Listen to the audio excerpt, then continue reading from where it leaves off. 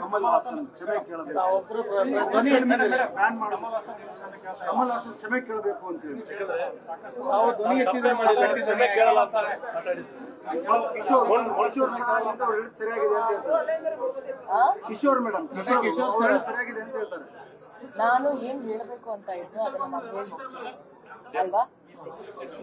ಏನಾದ್ರು ಪ್ರಶ್ನೆ ಇದೆಯಾ ಅದ್ರ ಬಗ್ಗೆ? ನಾನು ಏನ್ ಹೇಳ್ಬೇಕು ಅಂತ ಹೇಳಿದೀನಲ್ಲ ಅದು ಮುಗಿಸಿದೀನಿ.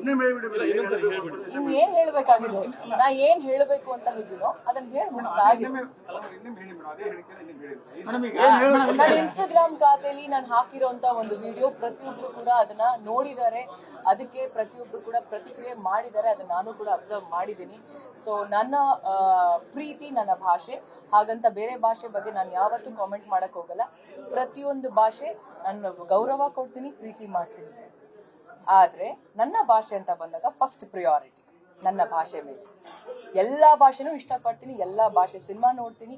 ನೀವೆಲ್ಲರೂ ನೋಡಿರೋ ಹಾಗೆ ನೀವು ನೋಡ್ತೀರಾ ಸಿನಿಮಾ, ಎಲ್ಲಾ ಭಾಷೆ ಹಾಡುಗಳನ್ನು ಕೇಳ್ತೀರಾ, ಹಾಗೆ ನಾನು ಸಹ ಕೇಳ್ತೀನಿ. ಎಲ್ಲಾ ಭಾಷೆ ಮೇಲೆ ಗೌರವ ನಂಗೆ ತುಂಬಾನೇ ಇದೆ. ಅದಿದ್ದಿಲ್ಲ ಅದಿಲ್ಲ, ಇದು ಫಸ್ಟು ಅದು ಫಸ್ಟು ಅಲ್ಲ. ಯಾರಿಂದ ಯಾರು ಬಂದಿಲ್ಲ, ದೇವ್ರೊಬ್ಬ ಅಂತ ಇದಾನಲ್ಲ, ಅವನಿಂದ ಅವನು ಹೂ ಅಂದಿದ್ಕೆ ನಾವೆಲ್ಲ ಜನ್ಮ ತಗೊಂಡಿರೋದು. ಅವನಿಗೆ ಗೊತ್ತಿದೆ ಯಾರನ್ನ ಎಲ್ಲಿ ಹಾಕ್ಬೇಕು, ಯಾರನ್ನ ಎಲ್ಲಿ ಹುಟ್ಟಿಸ್ಬೇಕು, ಹೆಂಗ್ ಹುಟ್ಟಿಸ್ಬೇಕು, ಏನ್ ಮಾಡಿಸ್ಬೇಕು ಅಂತ.